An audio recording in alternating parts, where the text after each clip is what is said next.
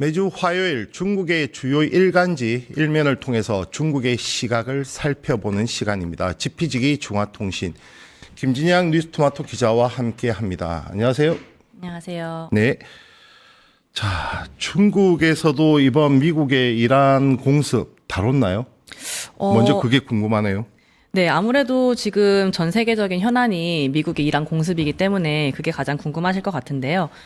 제가 지금 살펴봤던 중국의 주요 일간지 중에서는 그 이란의 공습을 일면에 실은 거는 그 해외 소식을 다루는 환구시보가 유일했습니다. 네네.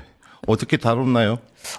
근데 그 환구시보의 일면 그 모습을 보더라도 뭐 이제 굉장히 좀 객관적으로 쓰려고 중립적으로 쓰려고 그 표제어를 뽑은 게 좀 보였고요. 사진 같은 경우도 보통은 다른 뭐 국내 신문 같은 경우에는 좀 공습받은 이란의 모습이라든지 좀 그런 것들이 많이 실렸다면은 요 환구시보 일면에는 그 3월 1일 날 긴급 소집됐던 안보리 회의의 전경이 실렸습니다.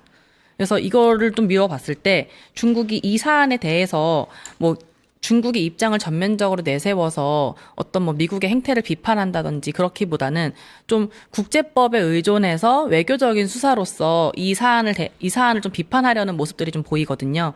그래서 이번 사안에 대해서 당연히 그 매일같이 있는 그 외교부 정례 브리핑에서 외교부 대변인은 미국의 이란 공습에 대해서 어떻게 생각하느냐라는 그 기자의 질문에 좀 굉장히 원론적인 답변을 남겼습니다. 그래서 그 내용들을 좀 살펴보자면 그 미국이 이란을 공격해서 이란의 최고 지도자를 그 사망에 이르게 한 것은 이란의 주권에 대한 심각한 침해이다. 네네.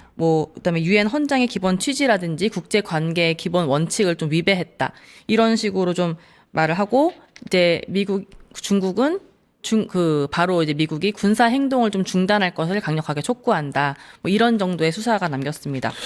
그 베네수엘라나 이란 같은 경우는 중국과는 상당히 관계가 괜찮고 특히 에너지 공급원으로 알려졌기 때문에 중국과 러시아, 특히 중국의 반발 수위가 좀 궁금했는데 아무래도 미중 정상회담이 예정돼 있기 때문에 수위를 조절한다 이런 분위기인 것 같은데 그렇게 봐야 하나요?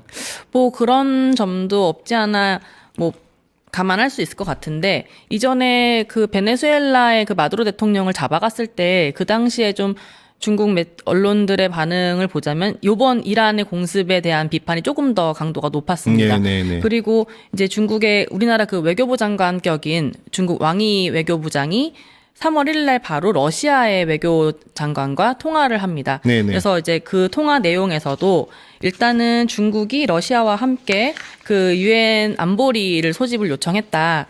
그래서 유엔 안보리를 소집을 요청했고 그 안에서도 뭐 안보리 회의 내용을 좀 살펴보자면은 이제 이란 대표가 와서 입장을 하기도 하고 미국 대표가 와서 얘기를 하기도 하고 뭐 중국 대표, 러시아 대표 다 얘기를 하는데 마찬가지로 그 외교부 대변인의 성명과 좀 결이 맞아 있거든요. 그래서 이제 그 왕이 외교부 장관이 러시아 외교장관과 통화한 내용을 이렇게 쭉 보도된 내용을 보자면 거기에서 중국의 입장은 하면서 첫 번째, 두 번째, 세 번째라고 정리된 네네. 것이 있습니다. 그래서 중국의 입장이 뭐냐라고 했을 때 첫 번째는 즉각적으로 군사 행동을 멈춰라.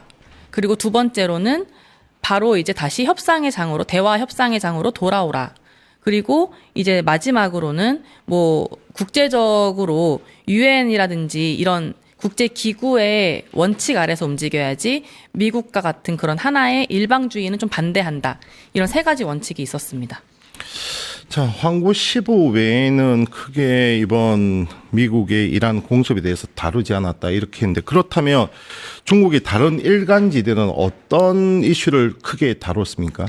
네, 이 사안을 아예 외면했다 이것까지는 아니고요. 일면에서 이 사안을 다루지 않았다는 건데요. 네네. 다만 좀 내지도 살펴보자면은 신경보 같은 경우에는 보통 이 큰 국제 뉴스가 있어도 뭐 한 개면 이상을 할애해서 보도하진 않거든요.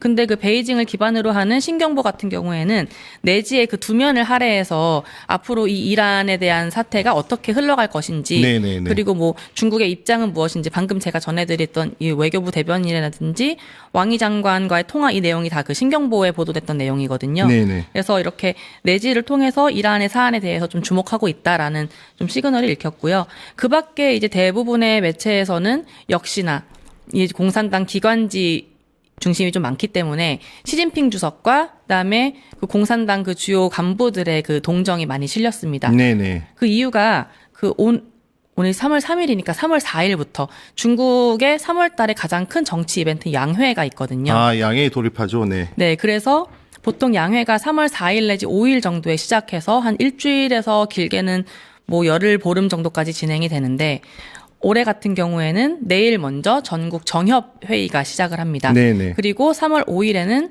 우리나라 국회라고 좀 비유할 수 있는 전인대가 시작이 되고요. 그래서 이 전인대 같은 경우가 좀 중국뿐만이 아니라 전 세계적으로 주목하는 이유가, 이 전인대 첫날 그 리창 총리가 정부 업무 보고라는 거를 하거든요. 그래서 이 업무 보고 자리에서 올해 중국의 목표 경제 성장률이 얼마인지, 네네. 올해 중국의 뭐 국방 예산은 얼마인지, 뭐 올해 중국이 어떤 뭐 과학기술 예산에는 얼마를 쓸 건지, 약간 그런 전반적인 객관적인 내용이 좀 소개가 되기 때문에 이 전인대가 굉장히 주목받고 있습니다. 이번 양회에서 주목해야 할 의제는 무엇입니까? 제가 말씀드린 것처럼 일단은 정부 업무 보고에서 올해 중국의 경제 성장률이 얼마가 될 것인지, 이게 가장 관심이 갖는 대목인데요. 아무래도 작년에도 중국의 경제 성장률이 5% 안팎을 기록했기 때문에 네네. 올해도 중국의 경제 성장률 목표치를 4.5에서 5% 정도 그 구간으로 제시할 가능성이 굉장히 높게 점쳐지고 있습니다. 그리고 또 하나 이제 올해가 가장 주목받는 이유가, 중국이 저희 예전에 그 박정희 대통령 시대부터 새마을운동 같은 거 하면서 네네네. 경제개발 네. 5개년 계획 네. 같은 거 네. 했었잖아요. 네. 근데 중국은 그거를 1953년부터 시작해서 지금까지도 계속해서 5년 단위로 잘라서 경제 5개년 계획을 실행하고 있습니다. 그래서 올해가 그 15차 5개년 계획이 시작되는 해거든요. 네네. 그래서 아무래도 이제 그 지난 14차 5개년 계획이 지난해까지 마무리가 됐고, 새로운 5개년 계획이 시작됐기 때문에 그럼 여기서 중국이 앞으로 어떤 부분을 뭐 중점적으로 발전시킬 것이다, 이런 부분에 대해서 그러면 이거를 지켜보고 있는 뭐 기업 관계자라든지 아니면 다른 국가에서도 중국에서 앞으로 이런 분야에서 시장 기회가 열리겠구나, 이런 분야에서 산업 기회가 열리겠구나, 이런 거를 좀 주목할 수 있기 때문에 이 올해 중국의 양해를 조금 더 관심 갖고 지켜보는 것 같습니다. 네, 아무래도 다음 주는 그러면 양해 소식이 주를 이루겠네요. 아무래도 그럴 것 같습니다.